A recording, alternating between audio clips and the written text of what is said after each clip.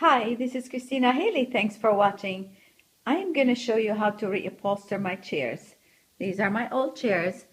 I'm going to take the cover off and then I'm going to reupholster them into this new fabric.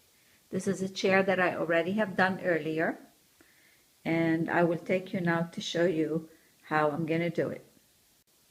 So I have taken the chair, turned it on its back, and now I got to the bottom to find the screws.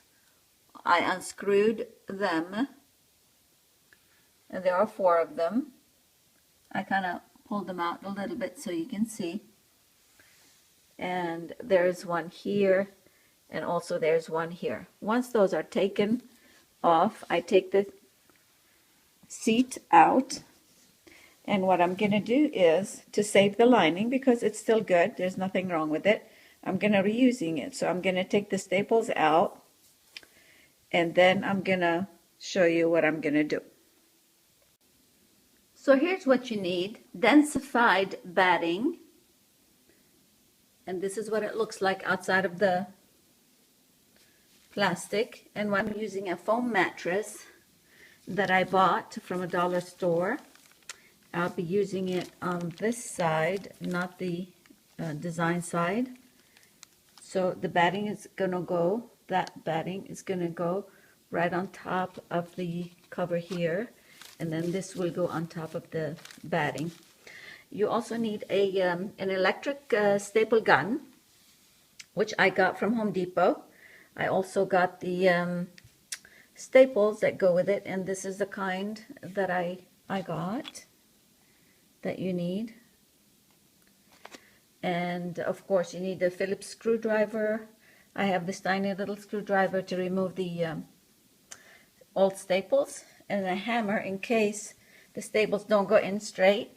Then of course you need the fabric. And you're going to measure 24 inches square, because you need 2 feet per seat. And depending on how many chairs you cut that many pieces.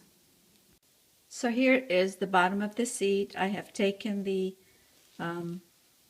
thin lining out, which I'm going to save to use later. And then I also cut up the fabric, and I'm going to show you the layers. So I cut up the fabric that I'm using. Now I have it wrong side down. The right side down. And then this one is 24 inches by 24 inches. So it's a square feet.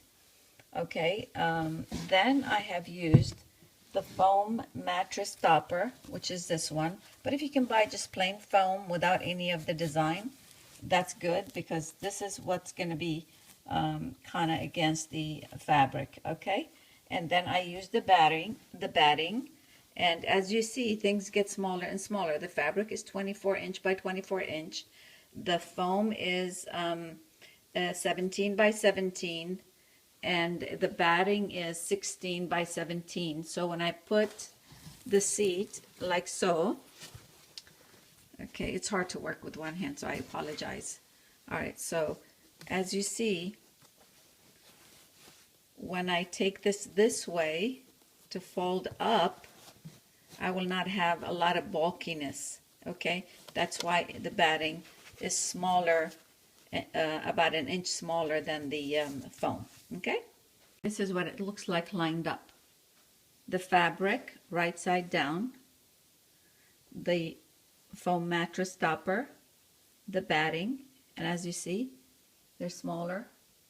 Okay, just to give room when you turn around like this, the seat, it's not too bulky to have all those flush. If you have them flush like this, it's going to be too bulky when you turn. So I have them sit right at the edge. So this is the back of the seat, and right there is the front. So what I did, I took the foam and I cut it like in that shape. So when I take this like this, it's not too bulky.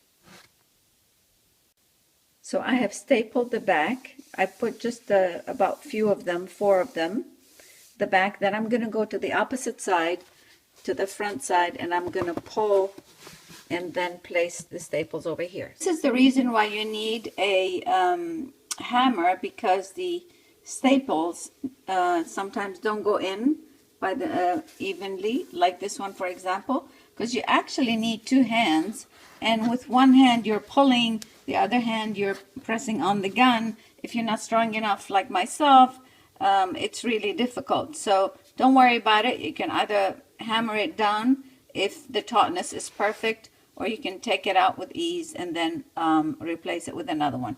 So I'll be back after. So the important thing is you do one staple on this side, one staple on that side, and you alternate like crisscross, like a cross. So I started from here, then I came to this side. Now I'm going to go to this side, take it this way, and then I will come to this side and take it that way. So you put one staple here, one staple there, and then so you can have even tautness on the seat.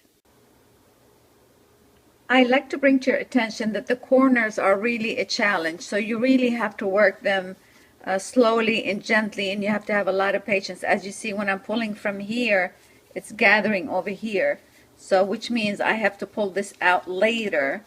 Okay, so that's why I left these kind of sticking out so I can take them off. And basically, as you see here on this side, I've gathered it. It's, again, I'm not done. When I'm done, I will be pulling this out to kind of smooth it out. And when you have someone helping you, you would do it much easier. For me, it's hard to have two hands, and then I need a third one to put the staple in it. But as you see, I'm going to try to smooth all this out, and you'll see when I'm done how I did it, okay? Again, it's not easy. You guys have to have a lot of patience, but it's way cheaper than sending it out. So here is the underside of the seat. I will now take a pair of scissors and cut the corners. We don't need this excess fabric, okay? And then I will place the lining that was there originally after I clean it up, put it right back, and it's going to cover all the other staples, and I'll place a few staples all along this back side. Here is the final result. It is done, and now it's ready to go back onto the chair.